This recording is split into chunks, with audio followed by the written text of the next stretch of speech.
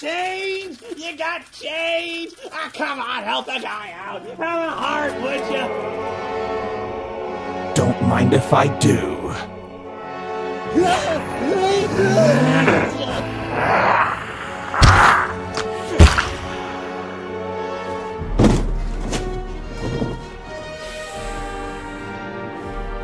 Only the doctor and the clone remain. Tonight we end this.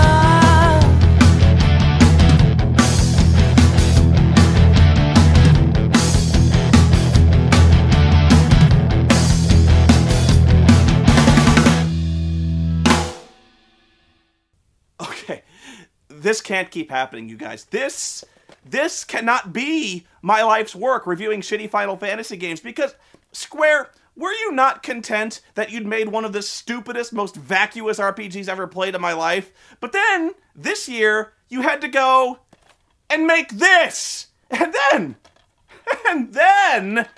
Did you not feel you'd failed enough this year that you immediately turn around after making this and squeeze out one of the worst MMORPGs in history? It was so bad, in fact, that you had to go online and apologize to everyone who paid money for that piece of dog shit. I mean, the makers of E.T. the Extraterrestrial didn't feel they had to apologize. What the fuck is the matter with you? Don't even get me started on Final Fantasy X-2. Oh, believe me, its day is coming, but how do you sequelize a sequel? X-2? You can't do that!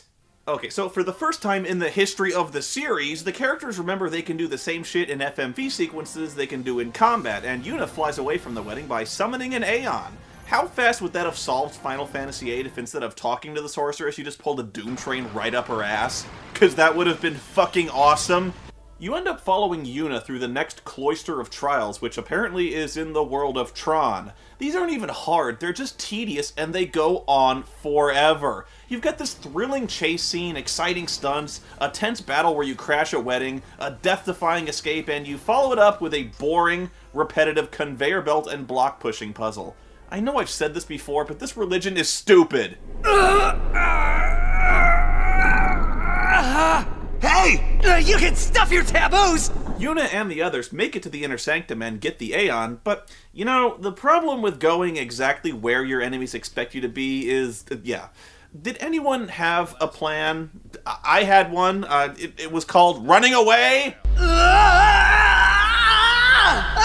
You waste your breath. So they get arrested and put on trial for heresy. Yuna tries to explain that Seymour's one of the Walking Dead and that he's a liar and a murderer. Maester Seymour is already dead. Hmm? Hadn't you heard? Wait, I plead the fifth. Not guilty. Damn it! You're on trial here! But it turns out, are you sitting down, that the entire Church of Yevon is corrupt, responsible for brutally enforcing a doctrine of misinformation, inquisition, intolerance, poor education, and inflexible dogma to amass wealth and political power for an inner circle of creepy, perverted sex zombies at the top. Resisting its power is futile.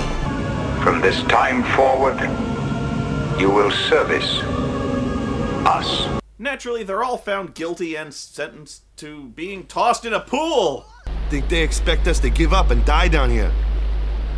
Ugh, well that's a lame way to kill someone. Yeah, they get thrown in the fucking sewers again, or an aqueduct. I don't even know what this place is supposed to be. Is this the preferred method of execution for heretics in Spira? Being thrown in a pool with all your weapons and equipment? Then the bad guys start to arrange a zone defense at all the exits in case they escape. Place guards at the exit. Kill any who emerge. Ah, the plan's all coming together. After the wedding, the public trial, and grisly execution of Yuna. Truly, this will unite all of Spira in joy! I will go too. You do not trust me? Would you trust a man who murdered his father? What are you, a Bond villain? Line them up against the wall and put a fucking gun in their mouths. They've already killed monsters the size of a fucking oil rig. Yeah, I don't think this place is exactly on par with the Rancor pit from Return of the Jedi, when the most fearsome monsters are the same scowling scoops of evil ice cream we've been fighting everywhere else. The most dangerous part of this dungeon is that I have to use Riku, who would suck even if I had bothered leveling her narrow ass up. Oh no, a giant dragon! I take it back! This is the terror of the Via Purifico, the Reaper of Souls! What are we gonna do? Oh, just throw a phoenix down at it. Yeah, to put that in perspective, that's like me going up against Darkseid and beating him with a can of Red Bull. Seymour arrives and gives the same rambling, nonsensical speech virtually every Final Fantasy villain spouts about how he really just wants to end all suffering, and if he kills everyone, nobody can suffer, and how much sense does that make when you're ending all suffering by devouring all life with the fucking Cloverfield monster? Ah! If all life were to end in Spira, all suffering would end. I will destroy Spira! I will save it. Blah, blah, blah. Death and suffering and pain. For fuck's sake, man. Buy a Stabbing Westward CD. Buy a comb. Shut the fuck up! I will give you your death. You seem to want it so. Even though you've already defeated me numerous times, this time you stand no chance. Haha. You know, this guy gets stronger the more he completely fails. He's like Uwe Boll. So you beat him again, and does anyone think to do the sending ritual on his ass this time? Well, actually, of course not! Fuck, this game is stupid! I felt like I should do or say something. Anything. After that, you go to the Great Plains, where there are even more frowny ice cream scoops. They decide to go to Zanarkand, which is exactly where the villains wanted them to go, but why should they start acting intelligently now? But first, Titus and Yunia have a tearful reunion, and then a disgusting sex montage. Oh, God. Oh, this is vomitous. The mere thought of his pale, narrow ass thrusting up and down, his bizarre gremlin-like O-face. Ladies, do you think you could live with yourself knowing that your first fuck was this guy? Now, for all time, Titus is going to be her benchmark for sex. How much you want to bet he tried talking into all sorts of weird, perverted sex shit, like, bend over and let me pee in your butt? What? It's perfectly normal. All the chicks do it. At least they do in my Zanarkand. Maybe just a little. Then you go to Mount Gagazet, home of the Ronso asses. Gagazet is Ronso land. Elder Kelk, let Biran rend them asunder. We crush enemies, following behind. Seymour attacks you again. What does that make, 4 times now? You really got to admire how his constant humiliating defeats never manage to get him down. Oh wait, actually you don't, because a villain who consistently fails and poses no real threat has no inherent drama. He's as intimidating as Team Rocket. When you finally reach the top, the group makes camp and repeats the entire intro to the game. Explain to me again the need for a framing story when it accomplishes nothing, and in fact, accomplishes less than nothing because it makes the story make less sense. Was it totally necessary that most of this game be told in a 30-hour flashback? Even worse, this whole narration we've been hearing was Titus recounting the whole story to the same people who just experienced it. He's been telling people stuff they witnessed firsthand. They were there! When you finally get to Zanarkand, naturally there's nothing interesting to see there except, well, the Cloister of Tetris. I mean, the Cloister of Trial and Error. I mean, the Cloister of Trials. All you do, I repeat, all you do is run around and step on tiles, which makes a Tetris shape light up and usually makes all the Tetris shapes before that disappear. Then you step on another, trying over and over and over again, until you find the exact sequence that makes them all light up at once. And then you do it again about 3 more times, with progressively more complex sequences. And this all takes about 2 hours. When you finally finish, you reach the Chamber of the Final Aeon, which isn't exactly there anymore. Lord Zayon his soul is gone. You mean there is no Final Aeon? Yeah. I probably should have told you that before we wasted all day fucking around in this temple and fighting that dragon. Someone's coming! Well, all's not lost because apparently she can still get the Aeon if she deals with Lady Unalesca. I don't get it either. So they all go inside the inner sanctum to meet her. Apparently Unalesca's not a big believer in pants, or clothes of any kind. She kind of looks like Lady Gaga. Good lord, woman, put on some clothes! Aren't you cold? Although, I am starting to see why so many people join the Church of Yevon. Anyway, it turns out that you can still get the final Aeon, but one of the Summoner's Guardians has to sacrifice himself to be its vessel. You must choose the one whom I will change. We've decided, Titus.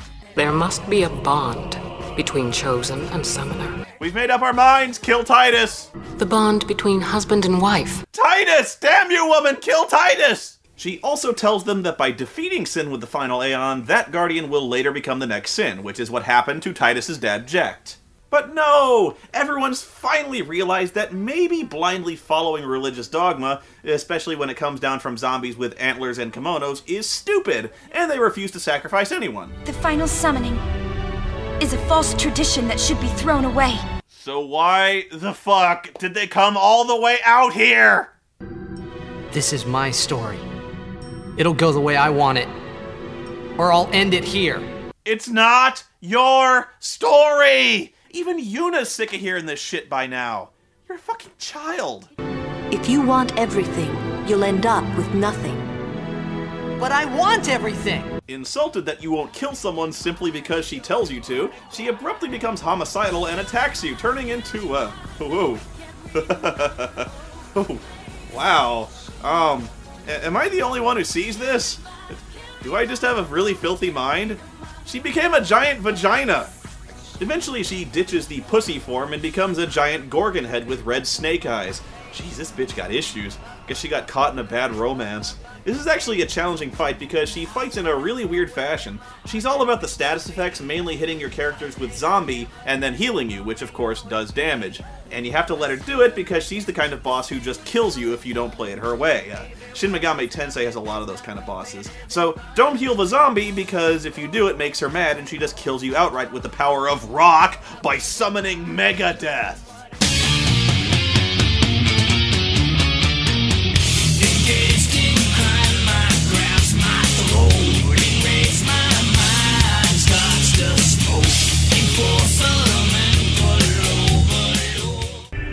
If I die, so does the final Aeon.